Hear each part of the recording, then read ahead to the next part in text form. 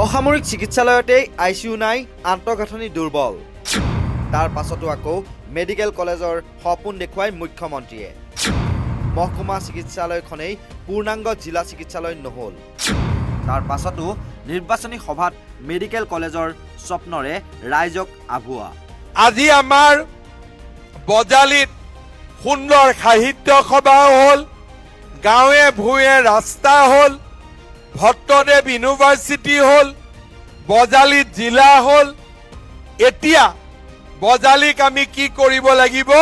বজালিত আমি নতুনকৈ medical college এখন আমি ইয়াতে বনাব লাগিব। লাগিব নে নালাগিব? বজালিত জিলা কোনে দিছিলে? কোনে দিছিলে বজালিত জিলা?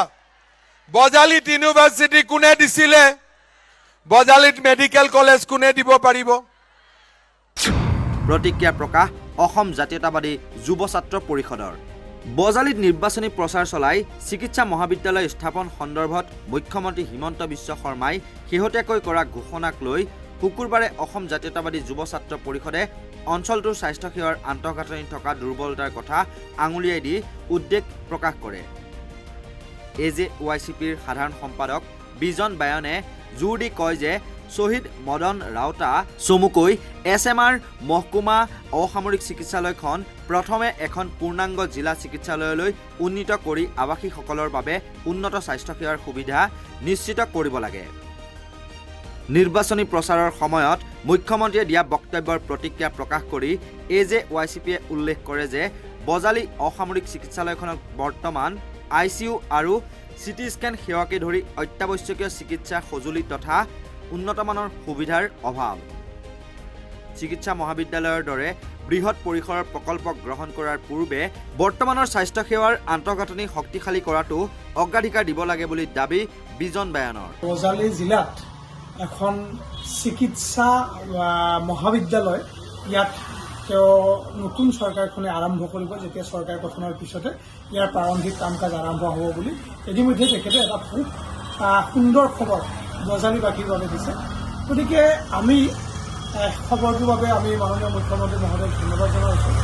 কিন্তু আমি এটা অনুৰোধ ৰাখিব বিচাৰিছোঁ যে কেৱল নিৰ্বাচনী সভাত আহি কেৱল নিৰ্বাচনী ইছ্যু হিচাপে কথাবিলাক ক'লে নিশ্চয় কথাখিনিয়ে ক'ৰবাত নহয় ক'ৰবাত বজালিবাসীক মনত আঘাত দিব।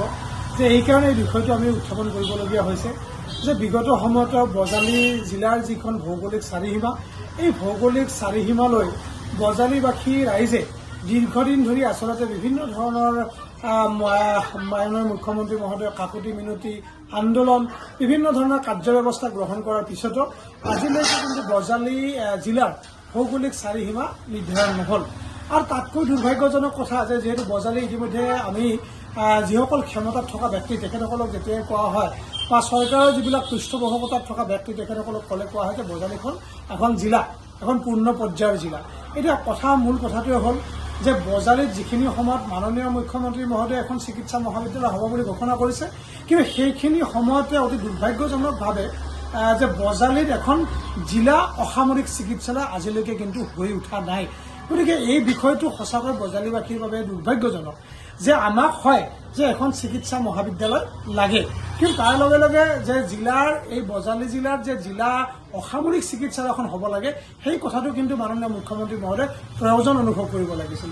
AJYCPৰ সাধাৰণ সম্পাদক বিজন বায়নে লগতে বজালিত এখন চিকিৎসা মহাবিদ্যালয়ৰ প্ৰস্তাৱক আদৰণি জনোৱা বুলি সদৰি কৰি কয় যে অৱশ্যে বজালি অসামৰিক চিকিৎসালয়ত ICU নাই। এতিয়াও ৰোগীয়ে জটিল চিকিৎসাৰ বাবে অন্য জিলালৈ যাবলগীয়া হৈছে। বৰ্তমানৰ চিকিৎসালয়খন উন্নীতকৰণ আৰু মৌলিক সেৱা নিশ্চিত কৰাটো প্ৰথমে অগ্ৰাধিকাৰ দিয়া উচিত। এতিয়া বজালিত এখন মহকুমা অসামৰিক চিকিৎসালয় আছে যে ইয়াত নতুনকৈ এটা ডাঙৰ অট্টালিকা নিৰ্মাণ হৈছে। তাত যদি চোৱা হয় যে সেই যিটো নতুন বিল্ডিং সেই বিল্ডিংটোতো এতিয়ালৈকে কিন্তু হেণ্ডঅভাৰ হৈছে যদিও তাৰ যিখিনি ভিতৰৰ যিখিনি সা সৰঞ্জাম বা মেচিনাৰী আজিলৈকে অহা নাই। আৰু আজি আমাৰ যিখন মহকুমা অসামৰিক চিকিৎসালয় আছে সেই মহকুমা অসামৰিক চিকিৎসালয়খনতো কিন্তু চিকিৎসাৰ ক্ষেত্ৰত যিমানখিনি মানে ষ্টাফ লাগে, এই চিকিৎসকে হওক এই নাৰ্ছিং ষ্টাফে হওক সেইখিনি কিন্তু আজিলৈকে নাই। আৰু আটাইতকৈ ডাঙৰ কথা যে এটা CT স্কেন মেচিন এটা আজিলৈকে কিন্তু ইয়াত উপলব্ধ নহ'ল। গতিকে গোটেই বিষয়টোৱে যদি চাওঁ যে যিখন মহকুমা অসামৰিক চিকিৎসালয়, সেই চিকিৎসালয়খনো পূৰ্ণ পৰ্যায়ৰ চিকিৎসালয় হিচাপে গঢ়ি উঠা নাই। তাৰ পিছত এইখন জিলা হিচাপে ঘোষণা হ'ল, যদিও ভৌগোলিক চাৰিসীমা নিৰ্ধাৰণ নহ'ল, যে বজালীত কিন্তু এটা জিলা আয়ুক্তৰ কাৰ্যালয়কে আমি ধৰি লৈছোঁ যে বজালীখন এখন জিলা, আৰু জিলা হোৱাৰ পিছত ইয়াত এখন অসামৰিক জিলা অসামৰিক চিকিৎসালয় এখন হ'ব লাগিছিল। আজি কিন্তু সেইখনো নহ'ল। এতিয়া মাননীয় মুখ্যমন্ত্ৰী মহোদয়ে কৈছে যে এই যদি চৰকাৰখন যদি পুনৰ ক্ষমতাত আহে, পৰৱৰ্তী 6 মাহ পিছৰ পৰা ইয়াত এখন চিকিৎসা মহাবিদ্যালয়ৰ কাম আৰম্ভ কৰিব।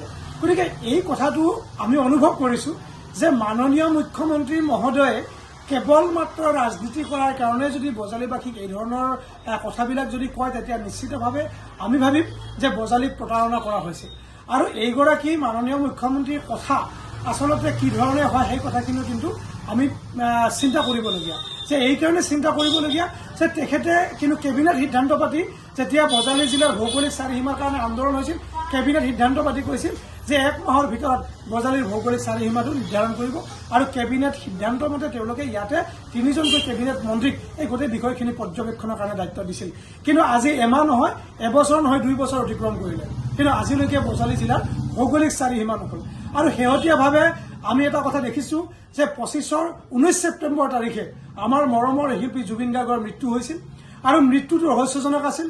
মাননীয় মুখ্যমন্ত্ৰী মহোদয়ে ক'লে যে হত্যা কৰা হৈছে জুবিন গাৰ্গক, গতিকে তেখেতে হত্যাৰ ন্যায় প্ৰদান কৰিব, আৰু যেতিয়ালৈকে হত্যাক ন্যায় দিব নোৱাৰে, জুবিন গাৰ্গৰ হত্যাৰ ন্যায় দিব নোৱাৰে, তেতিয়া তেওঁ কৈছিলে যে এইখন চৰকাৰক বা তেওঁলোকক কেতিয়াও ভোট দিব নালাগে। আৰু শেহতীয়াভাৱে তেখেতে কৈছে যে পুনৰ যেতিয়া ক্ষমতাত আহিব, তেতিয়া তেওঁলোকে একেবাৰে দোষীক উপযুক্ত শাস্তি দিব। গতিকে এই কথাটো এইকাৰণে আমি টানি আনিবলগীয়া হৈছে যে মাননীয় মুখ্যমন্ত্ৰী মহোদয়ে আচলতে যি ধৰণে কথাবিলাক কয়, এই কথাখিনিৰ গ্ৰহণযোগ্যতা কিমান, এই কথাখিনি কিন্তু আমি পৰ্যালোচনা কৰিবলগীয়া হৈছে, আমি চিন্তা কৰিবলগীয়া হৈছে। গতিকে নিশ্চিতভাৱে বজালীৰ এগৰাকী যুৱক হিচাপে, এটা জাতীয় সংগঠনক নেতৃত্ব দিয়া হিচাপে যে বজালীত মেডিকেল কলেজ এখন স্থাপন হোৱা কথাটোৱে আমাকো আনন্দিত কৰিছে।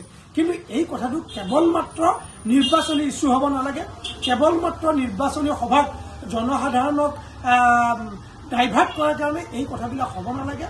আৰু আমি লগে লগে আৰু এটা কথা আমি মাননীয় মুখ্যমন্ত্ৰী মহোদয়ক অনুৰোধ কৰিছোঁ, যিহেতু পাঠশালাখন বজালীখন শৈক্ষিক নগৰী হোৱাৰ লগে লগে ভ্ৰাম্য নাট্য নগৰী, সাংস্কৃতিক নগৰী, গতিকে নিশ্চিতভাৱে আমি মাননীয় মুখ্যমন্ত্ৰী মহোদয়ক আৰু এটা অনুৰোধ কৰিম, যিহেতু চিকিৎসা মহাবিদ্যালয়ৰ কথাটো কৈছে, গতিকে ইয়াত জুবিন গাৰ্গৰ নামত এখন সাংস্কৃতিক বিশ্ববিদ্যালয় গঢ়ি তোলা। নিৰ্বাচনৰ সময়ছোৱাত এনেবোৰ প্ৰচাৰ বা ঘোষণা সাধাৰণতে কৰা হয়, কিন্তু বিজন বায়নৰ মতে দীৰ্ঘম্যাদী উন্নয়নৰ লক্ষ্যৰে সমান্তৰালভাৱে তাৎক্ষণিক স্বাস্থ্য সেৱাৰ প্ৰয়োজনীয়তাসমূহ পূৰণৰ ওপৰতহে গুৰুত্ব আৰোপ কৰিব লাগে। ব্যুৰ' ৰিপৰ্ট, নৰ্থ ইষ্ট নাও।